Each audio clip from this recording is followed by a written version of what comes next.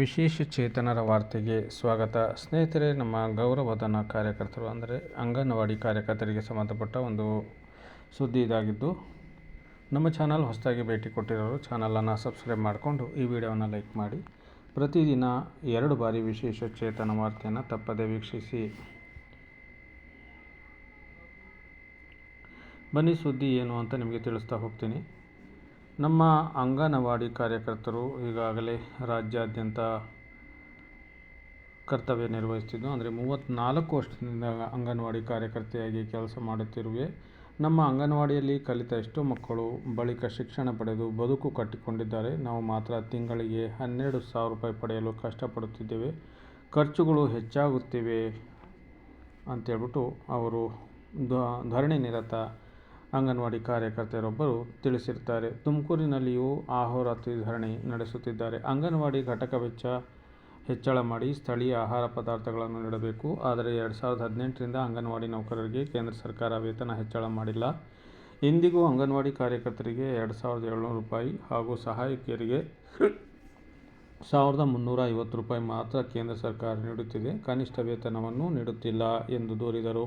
ಕೇಂದ್ರ ಸರ್ಕಾರ ಜಾರಿಗೊಳಿಸಿರುವ ಭೌತಿಕ ಗುರುತು ವ್ಯವಸ್ಥೆ ಅಂದರೆ FRC ರದ್ದು ಮಾಡಬೇಕು. ಇಲ್ಲದಿದ್ದರೆ FRC ಇರುವ ಎಲ್ಲ ಅಂಗನವಾಡಿ ಕೇಂದ್ರಗಳಲ್ಲಿ ವೈಫೈ ವ್ಯವಸ್ಥೆ ಅಳವಡಿಸಬೇಕು. ಅಂಗನವಾಡಿ ನೌಕರರನ್ನು ಚುನಾವಣಾ ಕೆಲಸಗಳಿಗೆ ಬಳಸಬಾರದು. ಅಂಗನವಾಡಿ ನೌಕರರನ್ನು 3 ಮತ್ತು 4ನೇ ದರ್ಜೆಯ ನೌಕರನಾಗಿ ಪರಿಗಣಿಸಬೇಕು ಎಂದು ಪ್ರತಿಭಟನಾಕಾರರು ಒತ್ತಾಯಿಸಿದ್ದಾರೆ. ರಾಜ್ಯದಲ್ಲಿ ಅಸಂಘಟಿತ ಕಾರ್ಮಿಕರಿಗೆ ESI, PFI ವ್ಯವಸ್ಥೆ ಇದೆ. ನಿಗದಿತ ವೇತನ ನೀಡಲಾಗ್ತಾ ಇದೆ. ಆದರೆ ದೇಶಾದ್ಯಂತ 64 ಲಕ್ಷ ಅಂಗನವಾಡಿ, BCUಟ, ಆಶಾ ಕಾರ್ಯಕರ್ತರಿಗೆ ಯಾವುದೇ ಸೌಲಭ್ಯ ನೀಡದಿರುವುದು ಖಂಡನೀಯ. ಅಲ್ಲದೆ ಹಲವು ದಶಕಗಳಿಂದ ಸೇವೆ ಸಲ್ಲಿಸುತ್ತಿರುವ ಕಾರ್ಯಕರ್ತರನ್ನು ಕಾಯಂಗೊಳಿಸದೆ ಶೋಷಣೆ ಮಾಡಲಾಗ್ತಿದೆ. ಈ ಎಲ್ಲ ಸಮಸ್ಯೆಗಳ ಕುರಿತು ಕೇಂದ್ರ ಸರ್ಕಾರ ಪರಿಹಾರ ನೀಡಬೇಕೆಂದು ಆಗ್ರಹಿಸಿದ್ದಾರೆ. Karnataka centre of Indian trade union ಅಧ್ಯಕ್ಷೆ ಎಸ್ ವರಲಕ್ಷ್ಮಿ ಅವರು ಮಾತನಾಡಿ, ಈ ಮುಷ್ಕರ ನಡೆಸುವುದು ಪ್ರಜ್ಞಾಪೂರ್ವಕ ನಿರ್ಧಾರವಾಗಿತ್ತು. ನಮ್ಮ ಪ್ರತಿಭಟನೆಯಿಂದ ಅಂಗನವಾಡಿ ಕೇಂದ್ರಗಳು, ಮಧ್ಯಾಹ್ನದ ಊಟ ಮತ್ತು ಆರೋಗ್ಯ ಸೇವೆಗಳ ಮೇಲೆ ಪರಿಣಾಮ ಬೀರಿದೆ ಎಂದು ನಾವು ಒಪ್ಪುತ್ತೇವೆ. ವಿಶೇಷ ಗ್ರಾಮೀಣ ಪ್ರದೇಶಗಳಲ್ಲಿ ಅಂದರೆ ಕಾರ್ಯಕರ್ತರು ಕೂಡ ವೇತನವಿಲ್ಲದ ಕಾರಣ ಬೆಲೆ ತೆರುತ್ತಿದ್ದಾರೆ ಎಂದು ಹೇಳಿದರು. ವೇತನ, ಸಾಮಾಜಿಕ ಭದ್ರತೆ, ಔದ್ಯೋಗಿಕ ಸುರಕ್ಷತೆ ಮತ್ತು ಆರೋಗ್ಯ ಮತ್ತು ಕೆಲಸದ ಪರಿಸ್ಥಿತಿಗಳ ಕುರಿತು 4 ಹೊಸ ಕಾರ್ಮಿಕ ಸಂಹಿತೆಗಳಲ್ಲಿ ನಮ್ಮನ್ನು ಸೇರ್ಪಡೆಗೊಳಿಸಬೇಕೆಂದು ನಾವು ಕೇಂದ್ರ ಸರ್ಕಾರವನ್ನು ಒತ್ತಾಯಿಸುತ್ತೇವೆ. ಈ ಎಲ್ಲ ಕಾರ್ಮಿಕರನ್ನು ವಿವಿಧ ಯೋಜನೆಗಳ ಅಡಿಯಲ್ಲಿ ನೇಮಿಸಲಾಗಿದೆ. ಸರ್ಕಾರವು ಗೌರವಧನ ಹೆಸರಿನಲ್ಲಿ ವೇತನ ಕಡಿಮೆ ನೀಡುತ್ತಿದೆ. ನಮ್ಮ ಕಾರ್ಯಕರ್ತರಿಗೂ ಸರ್ಕಾರ ಭವಿಷ್ಯ ನಿಧಿ ಮತ್ತು ESI ನಂತಹ ಎಲ್ಲ ಪ್ರಯೋಜನಗಳನ್ನು ಒದಗಿಸಬೇಕೆಂದು ಮತ್ತು ಉದ್ಯೋಗ ಭದ್ರತೆಯನ್ನು ಖಚಿತಪಡಿಸಬೇಕೆಂದು ನಾವು ಒತ್ತಾಯಿಸುತ್ತೇವೆ ಎಂದು ಅವರು ಹೇಳಿದ್ದಾರೆ. ಕೇಂದ್ರ ಸಚಿವ ಪ್ರಹ್ಲಾದ್ ಜೋಶಿ ಅವರ ಕಚೇರಿ ಮುಂದೆ ಹುಬ್ಬಳ್ಳಿಯಲ್ಲಿ ನಡೆದ ಪ್ರತಿಭಟನೆ ನೇತೃತ್ವ ವಹಿಸಿದ ಮಾಲಿನಿ ಮೇಸ್ತಿ ಅವರು ಮಾತನಾಡಿ, ಮಧ್ಯಾಹ್ನ ಊಟ, ICDS ಮತ್ತು ಆಶಾ ಕಾರ್ಯಕರ್ತರಿಗೆ ಕೇಂದ್ರ ಸರ್ಕಾರ ಬಜೆಟ್ ಹೆಚ್ಚಿಸಬೇಕು. ಮಧ್ಯಾಹ್ನ ಊಟದ ಕಾರ್ಯಕರ್ತರಿಗೆ 4,700 ರೂಪಾಯಿ ವೇತನ ನೀಡಲಾಗುತ್ತಿದ್ದು, ಅದರಲ್ಲಿ 600 ರೂಪಾಯಿ ಕೇಂದ್ರ ಸರ್ಕಾರ ಭರಿಸುತ್ತದೆ. ಉಳಿದ ಹಣವನ್ನು ರಾಜ್ಯ ಸರ್ಕಾರ ನೀಡ್ತಾ ಇದೆ. 2009ರಿಂದಲೂ ಅವರ ವೇತನ ಏರಿಕೆಯಾಗಿಲ್ಲ.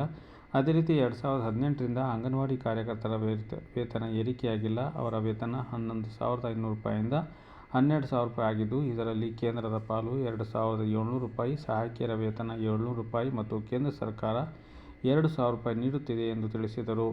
ಸರ್ಕಾರದ ಈ ನೀತಿಗಳು ಕಾರ್ಮಿಕರ ಪರವಾಗಿಲ್ಲ. ಇದು ಅವರ ಉದ್ಯೋಗ ಭದ್ರತೆ ಮೇಲೆ ಪರಿಣಾಮ ಬೀರುತ್ತದೆ. 25,000ಕ್ಕೂ ಹೆಚ್ಚು ಶಾಲೆಗಳನ್ನು ಕರ್ನಾಟಕ ಸಾರ್ವಜನಿಕ ಶಾಲೆಗಳೊಂದಿಗೆ ವಿಲೀನಗೊಳಿಸುತ್ತಿರುವುದು ಹಲವಾರು ಕಾರ್ಮಿಕರ ಉದ್ಯೋಗ ಕಳೆದುಕೊಳ್ಳುತ್ತಾರೆಂಬ ಕಳವಳ ವ್ಯಕ್ತಪಡಿಸಿದರು. ಸ್ನೇಹಿತರೆ, ಈ ಮಧ್ಯೆ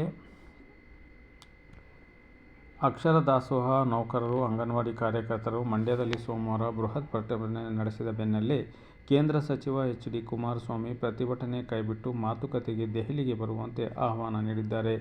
ಜಿಲ್ಲಾಧಿಕಾರಿ ಕುಮಾರ್ ಅವರ ಮೂಲಕ ರಾಜ್ಯ ಅಂಗನವಾಡಿ ಸಂಘದ ಪದಾಧಿಕಾರಿಗಳ ಜೊತೆ ದೂರವಾಣಿಯಲ್ಲಿ ಮಾತನಾಡಿದ ಸಚಿವರು, ನಿಮ್ಮ ಸಂಘದ ಪ್ರತಿನಿಧಿಗಳಲ್ಲಿ 10 ಜನರು ಪ್ರಮುಖರು ದಿಲ್ಲಿಗೆ ಬನ್ನಿ.